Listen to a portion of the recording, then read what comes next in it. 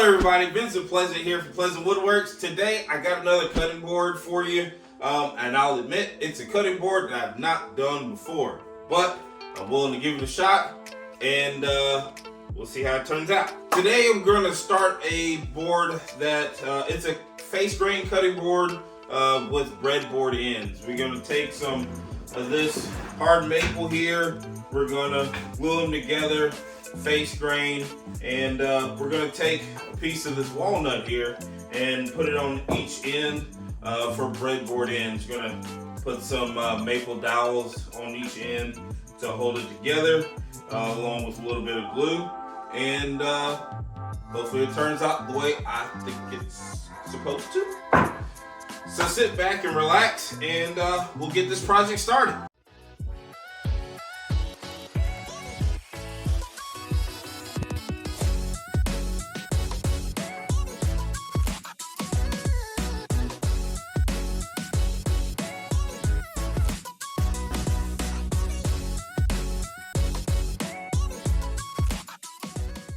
So the first step in making this cutting board, we're going to run our lumber through the joiner here and get all of our sides nice and square before we glue them up.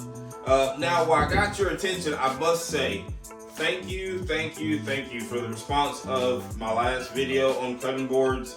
I'm not going to lie, it surprised the heck out of me.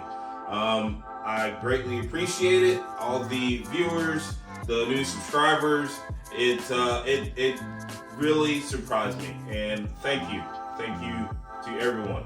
I did notice that in the little analytics thing of YouTube, it's just kind of interesting, I must say. It did show that 1% of the people that watch are subscribers, which of that 1%, I am grateful for all 100% of the people who are subscribed. Thank you. For those of you that aren't subscribed, if you don't mind, if you like it, if you like the content, feel free to hit that subscribe button and hit the little bell icon so that you're notified of all my future videos. I got a few more projects planned out already, and I will get those out as soon as I can. Orders are coming in, and one-man shop. Try to stay on top of it. But again, thank you for everyone who has subscribed, and I hope you enjoy the content. So I'm going to get set up here and run these boards through the joiner and get ready to glue them up.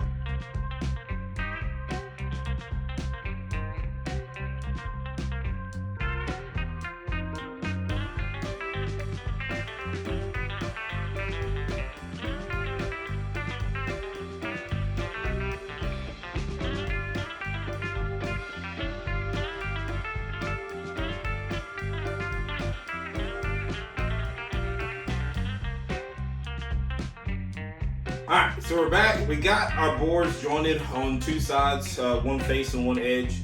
Now we're going to go ahead and cut the boards down to 6 1/4 inches. That way our final board will be about 12 1/2 inches wide, which is what I shoot for.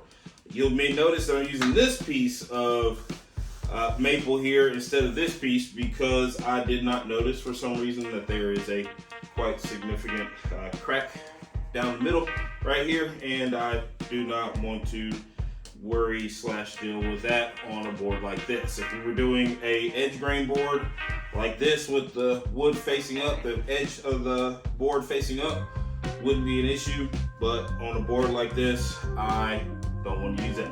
So I just took another piece of maple and went ahead and joined it in. So now we're gonna, like I say, cut our maple to 6 1/4 inches, and I'm just gonna trim up the other edge of our walnut and get ready for planing so we get it to the thickness that we want.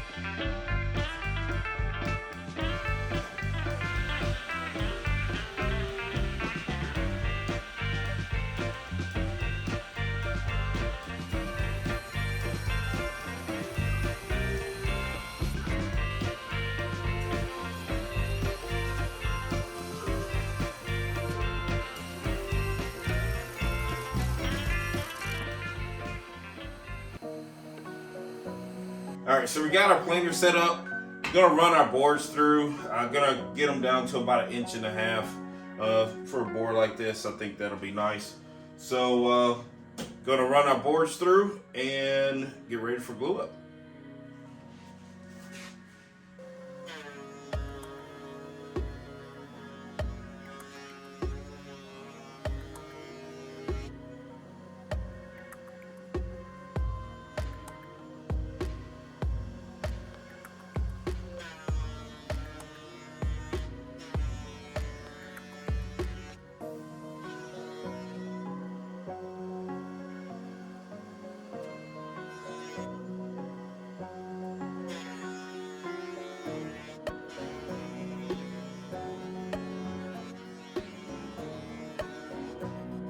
So our boards are planed down to the same height, same thickness, and I'm gonna get set up here for glue up and get these 2 maple pieces glued up.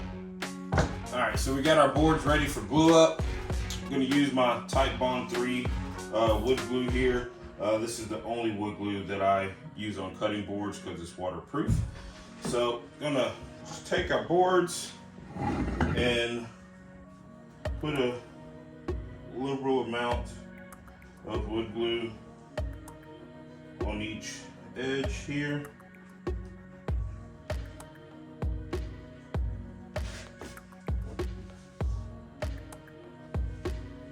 And then, and make sure that was important. Gonna go ahead and glue these boards up.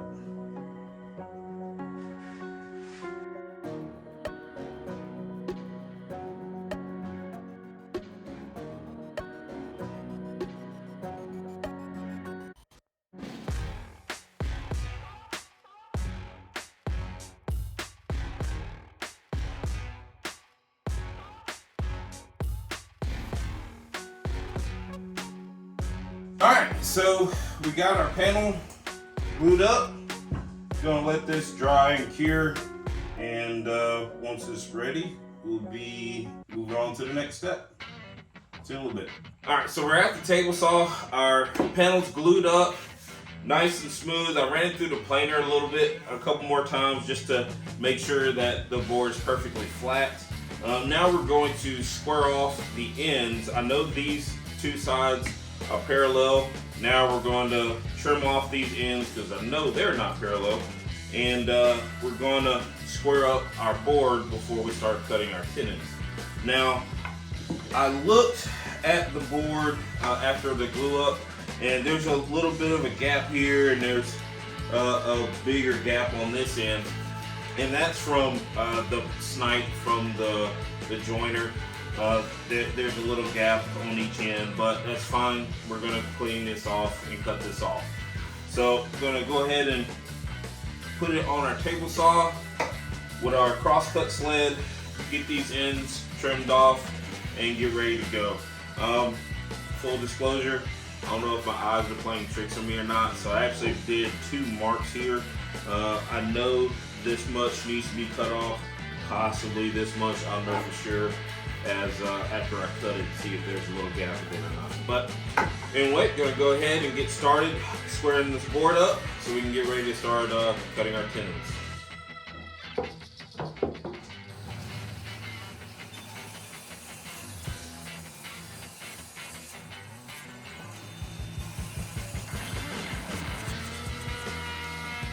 Alright, so now that we got the board nice and square, we're ready to cut our tenons. So what I did was I went ahead and raised my blade using my setup block here to about 3/8 of an inch. And with that, we're going to use that height to cut our tenons. We're going to cut the bottom side first, flip the board over, do this side, and then we'll do the same thing to this other end over here. Now I got my setup block here, my stop block here, set to 1 inch from this side of the blade, so that we'll have a 1-inch tenon on each side. So we're going to go ahead and do that now and get ready for the next step.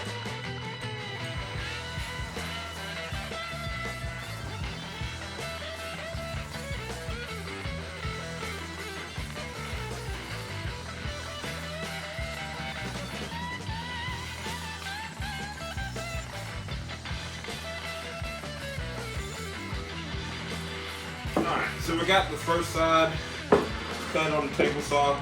I'm gonna clean this up and then go ahead and move on to the rest off camera. We'll be right back after I get these tenons finished. Alright everybody, we're back. It's been a couple days since I last did anything, and in a second I'll tell you why. But when we last left off, we had cut our tenons and was gonna do some cleanup. And the way I did it, I used my router fence that I got for the first time.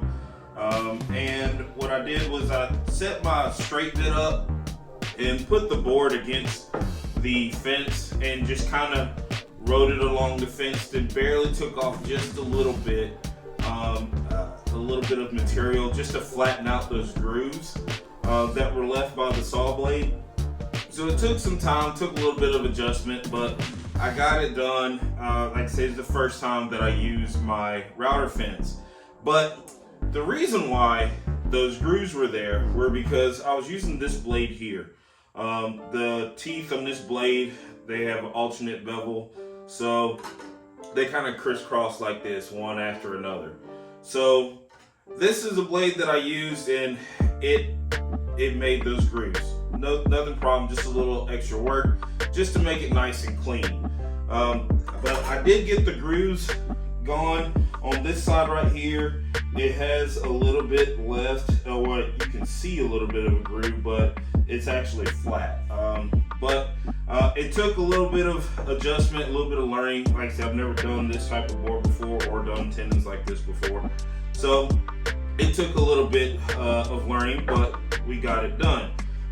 But in the process, the tenons on, I believe, this side is just a little bit longer than this side. Probably not noticeable. I'm not noticing very much of a difference here, but it did happen. So it's going to take a little bit of adjustment on my part, but that's no problem. We'll get it done. So what I did do was I ordered a blade from Ridge Carbide to fix the issue that we had before, and that's what's in this package here. So get my blade here and open this up. Now this blade that I got has a flat tooth instead of alternating bevels. So when we do our next part, it won't require that extra processing. So I'm gonna open this up here and get our new blade out.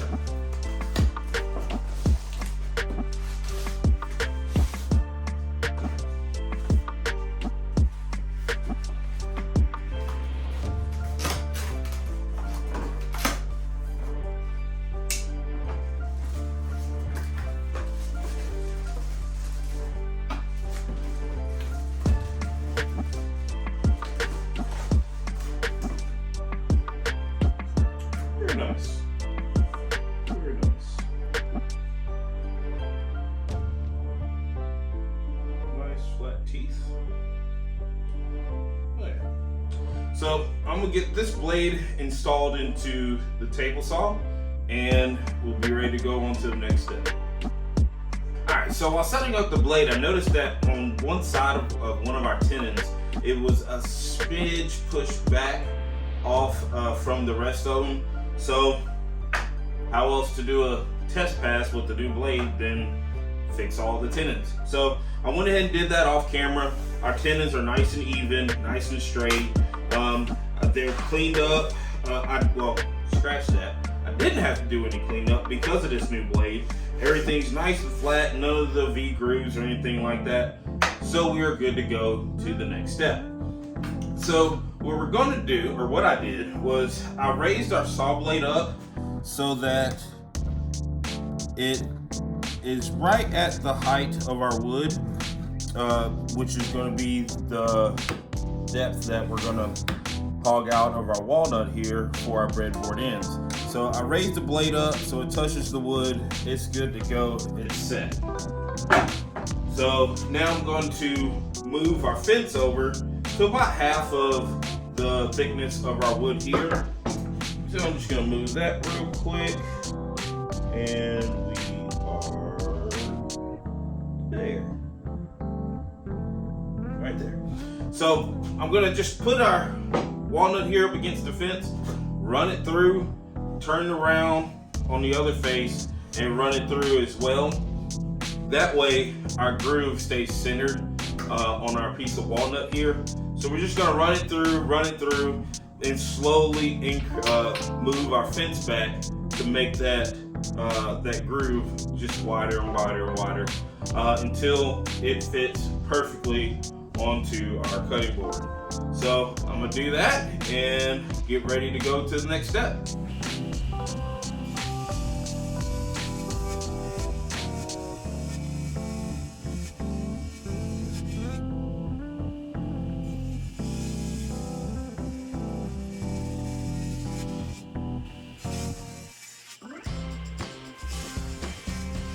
All right, so we got our groove cut out. I'll tell you, those last few millimeters, fractions of a millimeter, are quite nerve-wracking, but we got it nice and good. Gonna go together quite nicely. So I'm gonna go ahead and do the other side, and I'll do that off camera. That's enough for you, and be back for the next step after that. See you in a second.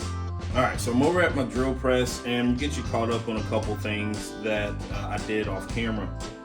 So the first one that we did, I noticed that the shoulder of the actual maple, the tenon that we made, was a little bit off, just like a 1/16 of an inch off. So what I went ahead and did was go ahead and made both shoulders even.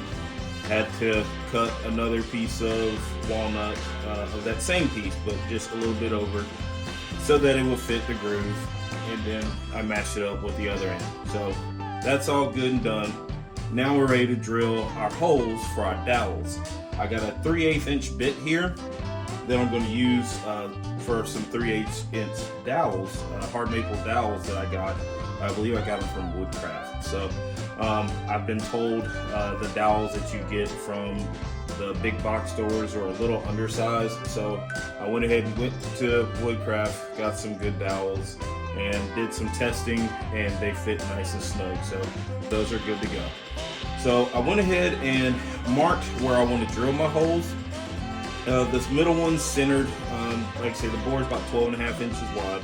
I went ahead and centered, drew a center line. We're going to drill a hole there, and then I marked, I think it's like 2.5 inches from each end. Did a mark there on both ends. So ready to drill our holes at 3/8 of an inch, all 6 holes, and then get ready for the dowels.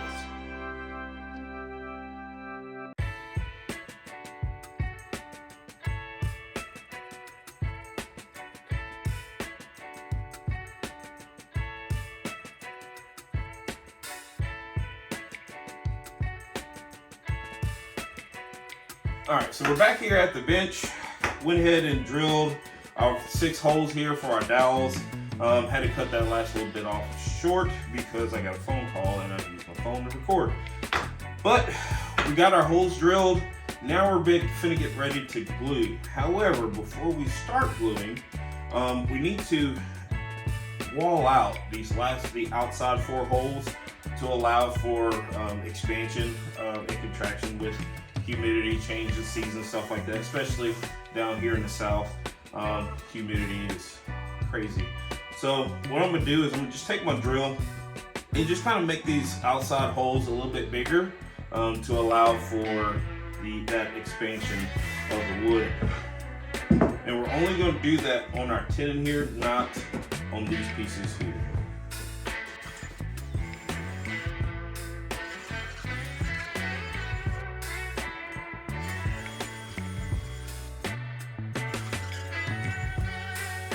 Alright, so we got our holes walled out on the outsides.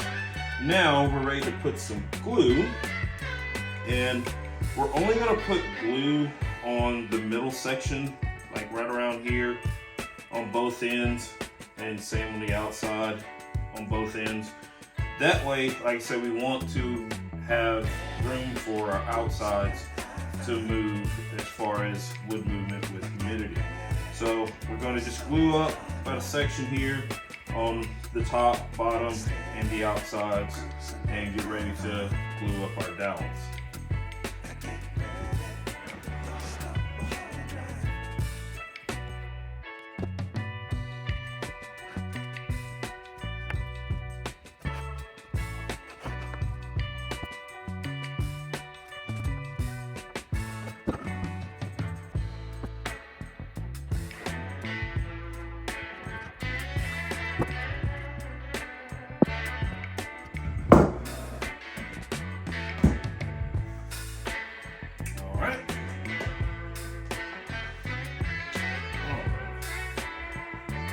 Now we got our breadboard ends put back on. And now we are ready for our dowels. We'll start with the middle section first, and then do the 4 outsides. And I'm gonna put a little bit of glue on this middle dowel, just a little bit.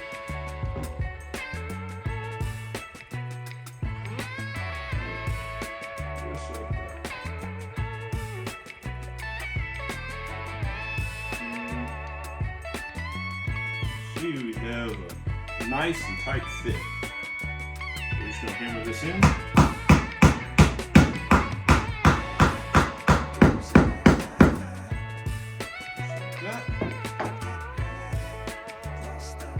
The other side.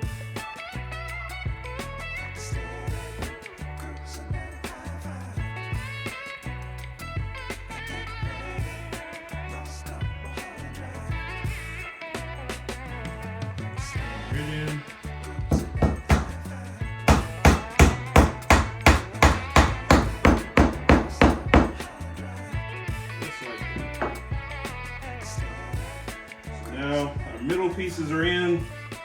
Now we're going to do outside pieces and make sure we don't put any glue on those. But it's still going to be a nice and tight fit.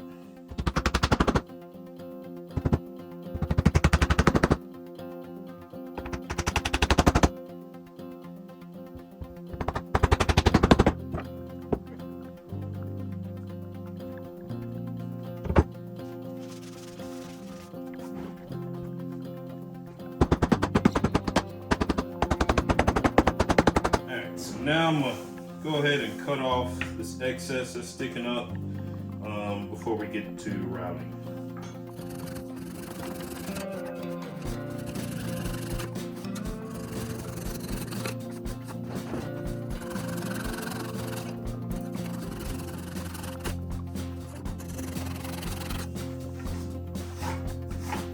Alright, so I'm going to give this a little bit to dry. Let the glue set a little bit, and then we'll come over to the router and do our edge profile. Alright, so we're here at the router, getting ready to route these edges.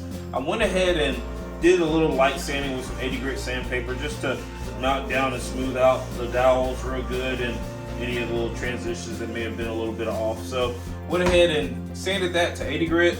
Now about to go ahead and do the router. I got a round over bit in there. Just going to round over the top and bottom edges and then get ready for final sanding.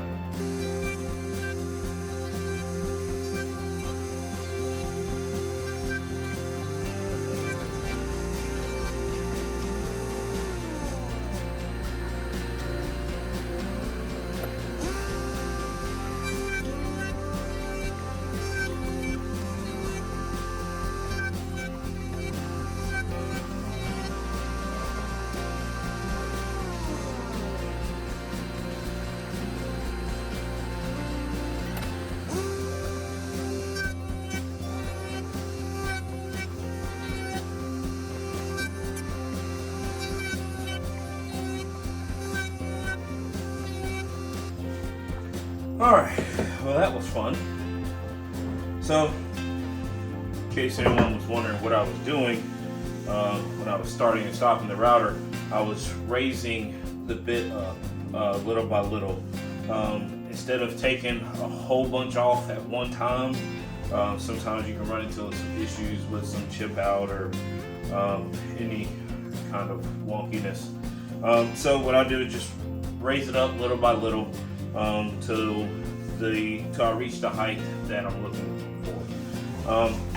So what we got done now, we just did our edge profile with a roundover bit. So now what I'm going to do is everyone's favorite part, sanding.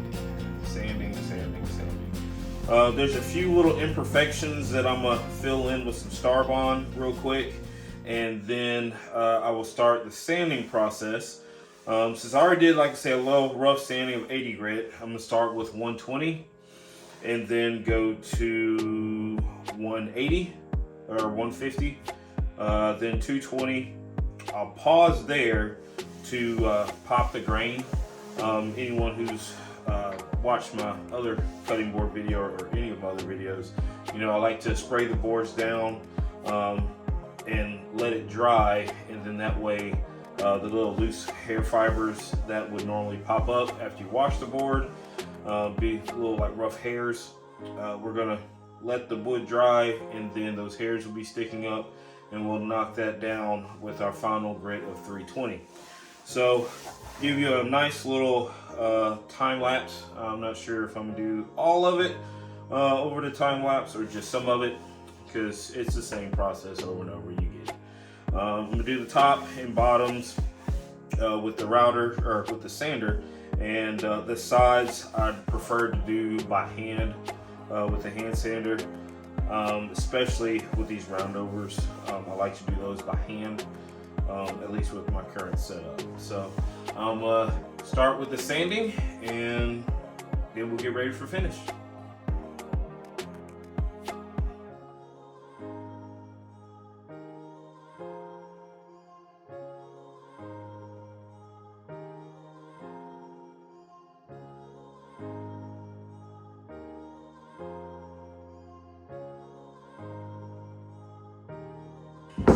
All right, so I got the board sanded up nice and smooth to 320. I'm gonna take it to get engraved tomorrow from a friend of mine who has a glow forge. I still haven't figured out or really had time to figure out what's going on with my laser, but I'm pretty sure it's something simple. I just have not had the time to figure it out. So I'm taking to get it engraved tomorrow. And then when I get it back, I will put on the finish, and I will bring you along for that. I'm not sure if I'm going to show the engraving. It has to do with a particular college that I'm not fond of, but I digress. So we'll be back in a minute for the finish, to put the finish on, and see you soon. All right, so we got our board back from the engraver. It turned out perfect. So now we're going to go ahead and put on our board conditioner. It's the same conditioner that I've used in many other videos. It's a mixture of food grade beeswax and food grade mineral oil. And so I'm just going to take a good bit, put it on the board, and then I will wipe it in. And just like I've said again in previous videos, the board conditioner that I use, I do give to the customers so that they will have something to help take care of their board. And if they ever need more, they can contact me for more. But already you can see how well this conditioner works. It makes the grain really stand out. The colors really stand out, and it looks amazing. And I've been thinking about it over the last couple days while this was being done, and I am going to post a picture of the other side of this board on my Facebook page, facebook.com/Tenon Pleasant Woodworks LLC. So if you're curious as to which school that I am referring to, and the one that I'm not fond of, and for sports reasons, but it's just a thing that, you know, I chuckled when he told me what school he wanted to put on there. So, but I am, like I said, gonna post a picture of the engraving along with tagging the person who did the engraving. But like I say, if you're interested, feel free to check out the Facebook page, Pleasant Woodworks LLC. And I'm not sure if I've said this before in previous videos, but whenever you're doing a board, whether it's an edge grain board, face grain board, or eventually when I start making end grain boards, pay attention to the end grain when you're doing this, because it really likes to soak it up, and you just want to build that layer of protection up. So I'm gonna do this myself a couple times until the wood no longer absorbs any more of the conditioner before I give it to the customer. So I'm going to go ahead and finish putting the conditioner on these sides, and then finish up the other side with the engraving on it, and then we'll be back for the final reveal of this side, at least. So see you in just a second.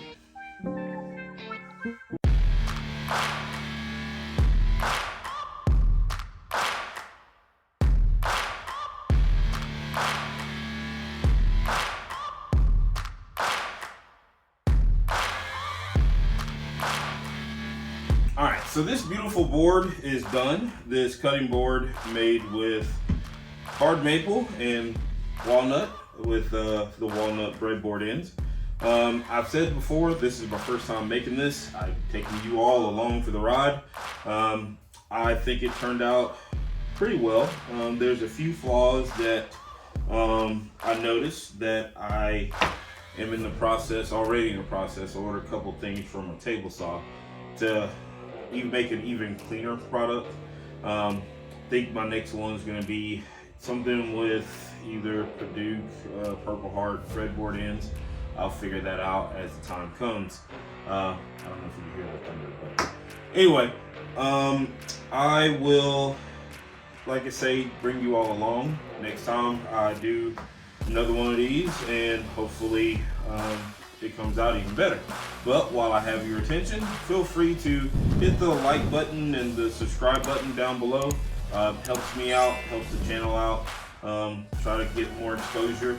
Again, I thank you all who watched and commented and liked the previous cutting board video. It had a really good response so far. But as with all my projects, feel free to comment down below. Tell me what you think. You like it, don't like it, what I could have done differently. I respond to all of my comments. So until next time, thanks again, and thank you for watching.